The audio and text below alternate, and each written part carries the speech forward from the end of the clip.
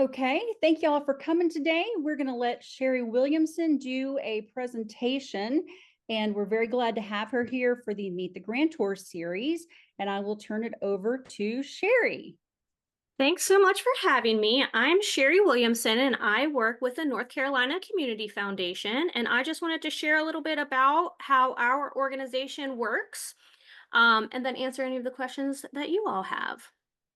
So, the North Carolina Community Foundation, we were founded in the 80s to really highlight um, rural philanthropy. So there's a lot of philanthropy going on in the larger cities, but there wasn't a lot to cover our rural areas. So that was our focus.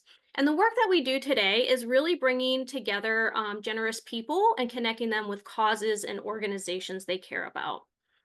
So our foundation is really different from most foundations that you may be applying for grants to, because we are really focused on our administering our funds through our affiliate boards. So here's a map of all of the regions that we cover. So anything on this, any county that is highlighted on this map has an affiliate foundation. So what that means is an affiliate is a board of community members who work to manage their unrestricted fund and granting money to their community. So we're not, so like Spencer, you're actually covered by the Community Foundation of Western North Carolina. And I'm pretty sure they're in Asheville. And so how they administer their grants will be very different. They have like a core central staff. Our central office is in Raleigh, but you'll see the different colors on this map that indicate our different regions. So I'm in the West, which are all of the green counties. My colleague, Kelly, covers the central region, and then Anne covers the eastern region. And there's more staff than us, but we're the grant and scholarship administrators. But the staff in our region live in the region, and then we work with these boards and fund holders to do different things. So I wanted to show you how to navigate our website so you can get all the information you would need to apply for a grant. So if you go to ncommunityfoundation.org, my favorite space is if you click on affiliates and you go to this map. So then that'll take you directly to the county that is relevant to you. Now, you can apply for a grant. These are all separate grant processes, and you can apply for a grant in any county that you serve. So let's say, so Cindy, let's say you're in Lenoir and Caldwell County, but let's say that you're going to do this regional program where you want to bring the arts to like Avery and Watauga. So for that event, you would be able to not only apply to your own county, but to Avery and Watauga as well. Does that make sense? Yeah. So there may be situations like Laura, you said you'll see we don't have Coswell in person, but maybe there's something that happens in this whole region up here that you all collaborate in your work, and maybe you all were doing something with Rockingham or Granville. And if I don't pronounce these other parts of the state right, please forgive me. We're something else out here in the West. Feel very different than them. But if you're collaborating with some of these neighboring counties that have foundations, you could be eligible for a grant in that area. To learn a little bit more about each affiliate, when you click on the map, it will bring up the community foundation that serves that area. So for Sarah and Cindy, you'll see I clicked on Caldwell, but Catawba Valley Community Foundation comes up. Catawba Valley Community Foundation actually serves Caldwell, Alexander, and Catawba. So that's all one grant process. Those three counties work together. But when we click on their page, it gives you specific information about their specific board. The biggest thing, well, you can learn more about who's on the board. These are your community members. So this is like my super best favorite thing about North Carolina Community Foundation is that we are so centered on community. So even me, I live in Boone, and I'm the grants administrator, but even I cannot have an impact on what grants are selected in a community. That's not my community. Even the Watauga board, we have a Watauga board, but I can't influence them, that board, on who they select for grants. It's all about those community members coming together, understanding their community needs, and granting those funds. You can look at past grant awards, and what this can help you with is to understand about how much money each foundation is administering. Catawba Valley is one of our largest because Hickory is one of the largest towns in our area, and also it's covering 3 counties. So these are actually pretty large awards from my region. I have some, um, like I think that there is someone not on this call, but that participates in Uplift that's from Surrey County, and their whole fund is $1,500. So you'll see like here's one $1,500 award here, but in Surrey County, 1,500 is the entire grant pool for that year. But you can see kind of what types of programs they are prioritizing, and how much they're giving. If we, another important resource on this front page that can be helpful to all of you is our community needs assessment. Catawba Valley is unique because it's 3 counties. Most affiliates just cover 1, but let's go ahead and click on Caldwell County. Tell me, did your screen change to the community needs assessment? So this is a document that we provide to our boards to help them understand the needs of their community. I like to say that our board members are like the qualitative data in our communities. There's the ones living, working, breathing in these communities. They bring the stories, and then this is some quantitative data that we give them, to help them understand the needs. We don't have researchers at NCCF, but what we do is pull data pieces from organizations across the county, which you'll see each year. Whatever data pieces we pull, we'll let you know in the beginning of this document with those links. But you can see just a bunch of data. And what you can do with, you have access to every county's data that is one of our affiliates, and you can use this for your own grant writing, or any other purpose that you think is useful. And so feel free to use that resource whether or not you're applying for a grant or not. So that's that piece. If we scroll back up, we'll see some tabs here, and apply for grants will give you some more information. The biggest thing you'll see, or the most important thing you'll see, is the grant cycle. So you'll see, and these will change every single year. They shouldn't change significantly, maybe by a week or 2. But like this one is in July, it probably won't move from the July timeframe. It might move to early July or late July, but should stay there. So you'll see when you can apply for grants. Again, here's another place where you can see typically what they're awarding. We looked at their past grants. You can see that here, but this is just kind of a summary. You'll see how much money they awarded the previous year, and what that will do is help you understand how much money they have to distribute across all the grants. If you do apply, there will be a little link here that will be active on the dates that the grant cycle is open, and that's how you'll create an account and apply. And so that's kind of the biggest thing on that page. Another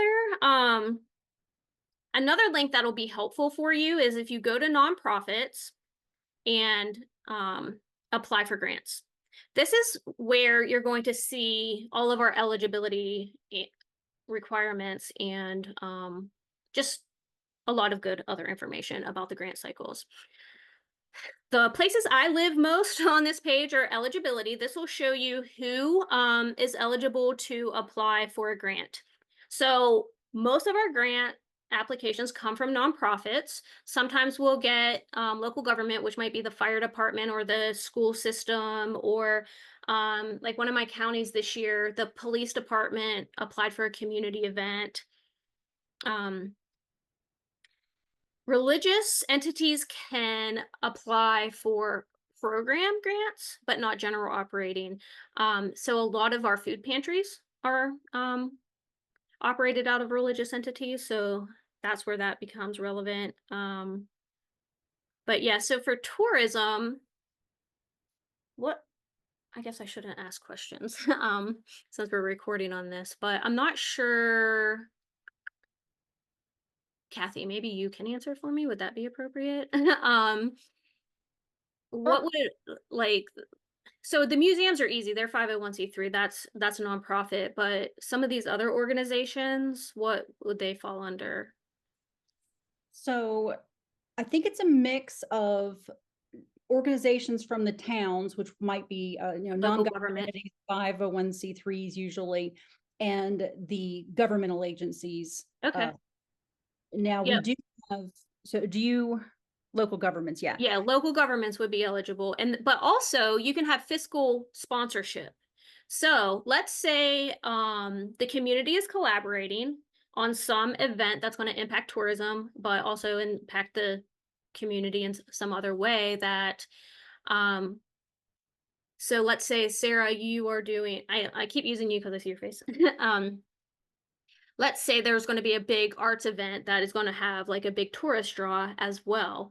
Um you Either you could apply for a grant for that event, or if there was like another organization that isn't a 501(c)(3) or one of these other entities, you could be their fiscal sponsor, which just means that you would write a letter saying you are willing to accept those funds and administer them for that organization for that event. So there are ways around all of this, that we can work with you all to find the best pathway. Also, the restrictions are listed on here. So make sure you check that out if you are interested. Deadlines, what I want to look at here is our chronological order so you can kind of get an idea of when grants start and when they end. I think next year actually, I just saw, so don't hold me to this, but I just saw a draft of next year's schedule, and I think we're starting February 28th next year for our first round. So you'll see there's different rounds.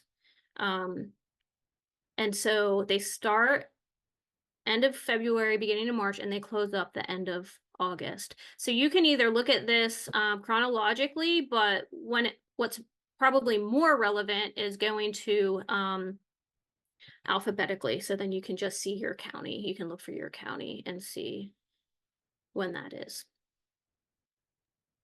Terry, for 2024, you were saying you're starting a few days earlier with your rounds. Is it, are we able to count on the counties will be grouped in the same rounds in the same order and just the dates change, or could it all change? Yeah, traditionally that's how it works. There will be a couple of counties, and they're in the central region. The west is pretty much going to stay the same. There's going to be a couple that are moving a week earlier or later. That's the only impact we're going to see in the west this year, but there are some central ones that have moved maybe from later in the cycle to earlier. However, we plan to publish the new dates in like November. So you'll have that and be able to see those and plan plenty ahead, um, for next year's grant cycle. Because right now all of our cycles have already closed. So the next time you can apply is in the next year's round. There's some frequently asked questions, but then here's the other piece that I really love is that this isn't pretty, but it gives you the entire application. So like if you're thinking already that you want to apply for next year, here is the copy of this year's process. Maybe a couple things might, like very insignificant things might change for next year, but you can see every single piece of data and question they'll ask you. It looks super long on here. Look, it's like 14 pages, but that's because like a lot of these are drop down boxes. So it lists every option. The online one doesn't look so tedious, but that at least I love to know all of the information all of the time. And so I love this just so you can, for the planners out there that want to get ahead of things. So, and just some more resources there if you want to click through there. Um, And then finally, I want to show you, I'd been talking about my colleagues in the central and eastern region. So let me introduce you to them. Let's find us. Okay, here's our PO team. So Anne is in the eastern region. So if you're there and you want to apply, you should always just reach out to the program officer because they're going to know specifics for each county. All of our counties, they're very unique. Like every county has different needs. The boards just have different personalities, different preferences. But we attend these boards and the grant making meetings every year, so we can give you some more insight into how that group has historically worked. And maybe what types of grants they like to see. So I would say, like, if there's someone in the West, I could tell you blanketly that in my region, all of the affiliates are very interested in keeping the money as local as possible, and impacting the most residents as possible. Basic needs are always prioritized.